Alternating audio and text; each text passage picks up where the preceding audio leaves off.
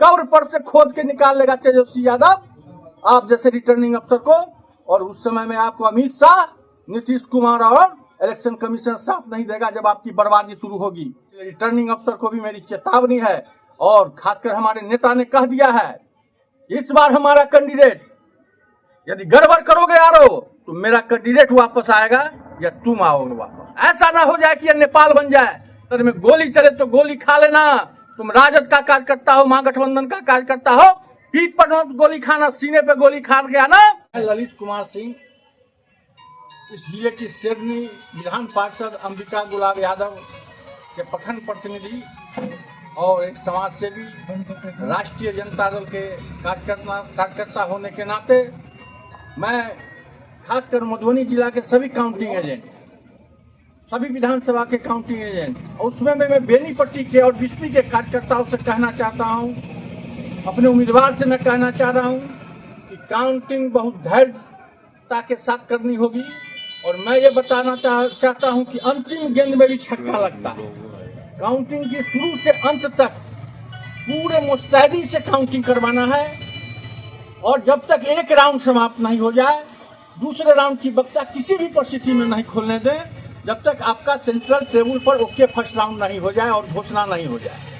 और चाहता है और रिटर्निंग अफसर जिसको हम लंबा खींचे, रात्रि में जाए काउंटिंग ताकि मैं धांधली कर सकूं सरकार के दबाव में, इलेक्शन कमिश्नर के दबाव में। इसलिए मैं अपने साथियों से कहना चाहता हूं कि प्रत्येक बक्सा खुलने से पहले फॉर्म सी मिला लें, पूरे ईवीएम में देख लें कि कितनी महिला कितने पुरुष लोग हैं मतदान किए हैं और उसके बाद जो स्टिकर से जो सील किया गया वह नंबर मिला लें कि ईवीएम पर सही है कि नहीं, तब ईवीएम को खोलने दे। मैं जो कर रहा हूं बहुत गंभीर बात कर रहा हूं। मुझे विश्वस्त सूत्रों से जानकारी मिली है कि ईवीएम बदलने की भी साजिश हो रही है, इसीलिए आप लोग इस पर सजग रहने का काम करेंगे। कल यदि आप सजग रहेंगे तो जीत आपकी तय है। जनता आपको वोट दिया है, आप मुस्तैदी के साथ रहें। और मैं खासकर कोई भी रिटर्निंग अफसर हो, मैं कह देना चाहता हूं कि इस बार बिहार के मधुबनी जिला में किसी कहीं पर आपने यदि गलती की, थोड़ी सी भी मिस्टेक की, तो सरकार हमारी बननी जा रही है, तय है, इसमें कहीं कोई शक नहीं है। कब्र पर से खोद के निकाल लेगा तेजस्वी यादव आप जैसे रिटर्निंग अफसर को। और उस समय में आपको अमित शाह, नीतीश कुमार और इलेक्शन कमीशन साथ नहीं देगा जब आपकी बर्बादी शुरू होगी। इसीलिए मैं कह देना चाहता हूं रिटर्निंग अफसर, ईमानदारी से आप काउंटिंग कराना, नहीं तो तुम लोग के साथ जो होगा बुढ़ापा में तुमको कुछ फूटेगा। यदि तुमने ईमानदारी से काम नहीं करने का काम करेगा तो तुम्हारे साथ जो होगा वह उस समय रोगे तुम बुढ़ापा में कि मैंने लाखों जनता के विरुद्ध में फैसला लिया था। इसलिए रिटर्निंग अफसर को भी मेरी चेतावनी है और खासकर हमारे नेता ने कह दिया है इस बार हमारा कैंडिडेट यदि गड़बड़ करोगे यारो तो मेरा कैंडिडेट वापस आएगा या तुम आओगे वापस। दो में एक ही आओगे उस काउंटिंग हॉल से। इसीलिए कोई भी प्रशासनिक पदाधिकारी गलत कदम नहीं उठाने का काम करे। मैं नहीं चाहता, मैं जो देख रहा हूं क्षेत्र की स्थिति, जनता की स्थिति जो देख रहे हैं, ऐसा ना हो जाए कि ये नेपाल बन जाए। ऐसा नहीं हो, दुर्भाग्यपूर्ण घटना यह होगी। मैं इसकी निंदा करता हूं कि ऐसी घटना यहाँ नहीं होनी चाहिए। लेकिन आप लोग ने यदि गलती किया तो आप जानते हैं ऐसी घटना के बाद सस्पेंड डिस्चार्ज जिस सरकार के लिए आप करेंगे वही विवश होगा आपको सस्पेंड और डिस्चार्ज करने के लिए। लेकिन ऐसी गलती मत कीजिएगा, उससे मैं कहेगा मैं अपनी राजनीतिक छवि को बचा रहा हूं, आपकी नौकरी चली जाएगी। इसीलिए आप ईमानदारी से काउंटिंग कराएं। मैं सारे प्रशासनिक पदाधिकारी को चेतावनी दे रहा हूं, इस बार जनता बदलाव चाह रही है। नौजवान बेरोजगारी की समस्या पर हैदराबाद, मुंबई, कलकत्ता से आकर यहाँ मतदान चुनाव से एक दिन पहले आकर सारे नौजवान, लगभग 76 लाख नौजवानों ने सरकार के विरोध में मतदान किया है। भारी मतदान यह साबित करता है कि इस बार बदलाव तय है। इसलिए अपने साथियों से हम बार बार आग्रह करते हैं कि एक एक बक्सा ईवीएम मशीन का जो सी फॉर्म से जो मिलाकर कितना मर्द है कितना पुरुष है, इससे मिलाकर स्टिकर पे जो हमारा सील नंबर है वह मिलाकर ही खोलने दे। इसके लिए यदि अंदर में गोली चले तो गोली खा लेना।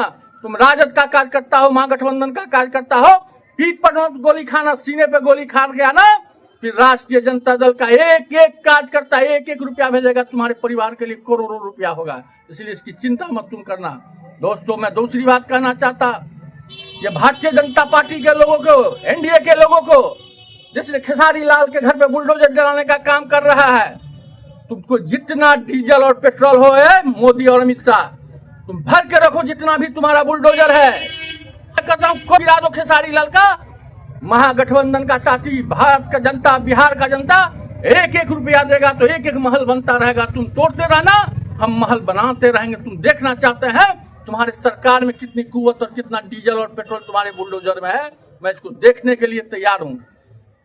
तीसरी बात मैं कहना चाहता हूं, इस प्रेस कॉन्फ्रेंस के माध्यम से बड़ी दुखद हुई। चुनाव के सामने हमारे वरिष्ठ नेता डॉक्टर शकील अहमद साहब ने इस्तीफा दे दिया, लेकिन उनकी इस्तीफा देखिए कितनी परिपक्वता के साथ उन्होंने इस्तीफा दिया। चुनाव के सामने दिया इस्तीफा ताकि कोई मतदाता महागठबंधन का गलत भूल में गलत मतदान न कर ले।